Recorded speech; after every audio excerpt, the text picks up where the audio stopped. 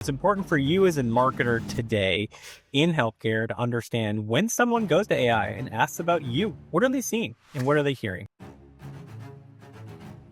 Hey everybody, today I wanted to give everyone an opportunity to follow along with 3 quick tips that all healthcare marketers can take today to set a baseline of how AI is ingesting and sharing details on your brand. So the first step of AI success is you have to understand the data. You have to start to gather information, see where you currently stand, see how AI is interpreting and providing insights for your brand, and understand that that's a starting point. Let me show you how you can do that. So first, I'm going to use a local Emory hospital example for today. Let's start first with sentiment. Let's understand what is the sentiment of your brand in the ecosystem and what do, again, the AI platforms of the world think of our brand. This is a simple prompt that any brand can use. You simply evaluate your brand and the area that you practice, and particularly a topic area. So this is an area opportunity for some creative thinking. You could change this and get different insights.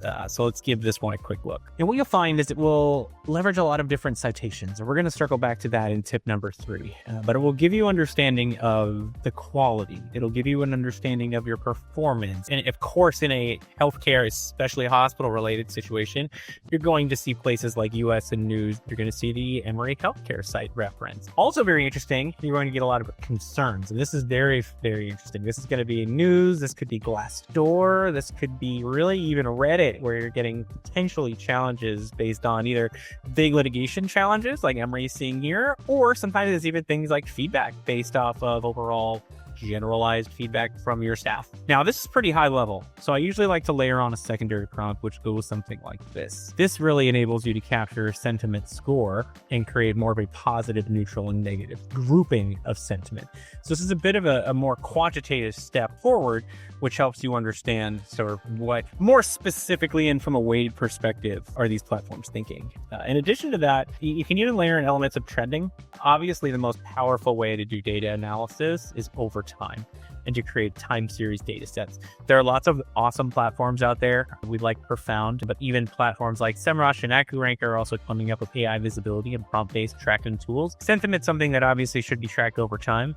But again, for free right now in a few minutes, you can really start to set some of that baseline. So now that we've established some interesting sentiment scores, let's start to take a look at how we mash up with the marketplace. So for example, instead of just understanding what people, or really in this case, what AI thinks, and just to be clear, the way AI calculates these sentiment scores is by crawling the internet. It's not actually an opinion, it's an organized algorithmic approach to crunching data. It might not always match up with what you think or what people say, but again, importance, because whether true or not, this is how AI is speaking to your patients, potential patients every day. So for tip 2, let's take a step into the competitive. Let's try a prompt that is a little bit more direct from a potential patient, somebody who may be looking for cardiac care in Atlanta, and let's see how we stack up in that competitive ecosystem. So as you can see, we start to get not only information about our brand, in this case the Emory brand, but we'll also start to get insight on our core competitors, pros, cons, a ranking score out of 100, again based off of some powerful news outlets. It also then categorizes these into a simple table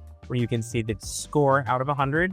And obviously within an AI environment, encourages additional Q&A that you may have as a potential patient to explore. So what you're looking for here is, why are you ranked and how are you ranked the way you are? What data is being ingested to create these rankings? What potential strategies and insights might you be able to glean from your own brand as well as your competitors to potentially better attack this market? This last part is going to kind of add a lot of specificity to it. And depending on if you're a powerhouse brand like Emory or a much smaller, more mid-market, even more localized brand, the weighting of this last step is going to be very critical. And I think the more you're in mid-market, the more important and more control you directly have over this last piece, which is the citations. And what I mean by citations is when the AI goes out to do its research, where is it pulling from?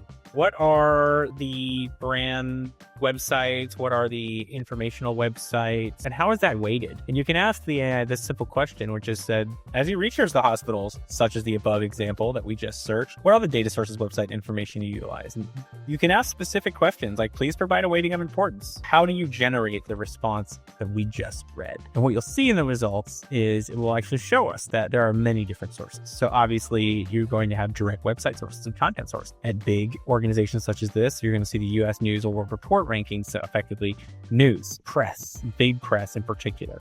You're also going to see important areas like health grades, accreditations, patient experience. This is going to be from reviews in other areas, as well as, again, direct website capabilities that you can pull directly off of a hospital site. What's interesting, I find, is that I've asked this follow-up question, for example, to say, what about mid-market? What about small market? And what you'll see in that category is that these shift significantly. So this is not going to be the same outcome that you'll see. You're going to see a lot of review scores. You're going to see your core website and content. You're going to see some niche competitor and comparison sites. You're not going to see a ton of press because, again, mid-market tends to not get the national coverage that these large hospital systems get. So it's really areas that you are able to influence: content, reviews, even feedback from Glassdoor, feedback in Reddit, just general social media trends.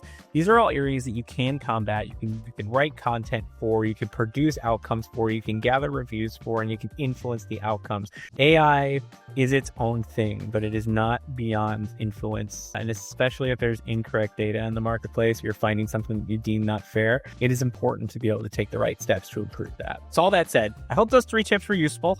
I hope that will help you today become a bit more educated on how AI is understanding your brands, educating your potential patients, and honestly interacting with the healthcare universe. I'm really excited to talk a lot more about this. We have an upcoming live stream where I will dig into specific case studies of how we've used insights like this to generate specific outcomes, specific recommendations, content strategies, and marketing strategies. Following that live stream, we also have our big keynote event of the year, Scaling Up, coming up. We'll hear from a huge list of healthcare marketers across very varying topics, is from analytics to performance media to paid media to, of course, SEO, which will be featuring AI heavily, some creative strategy, etc. Look forward to seeing you there. Look forward to engaging with you here on LinkedIn and otherwise. And as always, keep up the good work, stay ahead of AI, and we'll talk to you soon.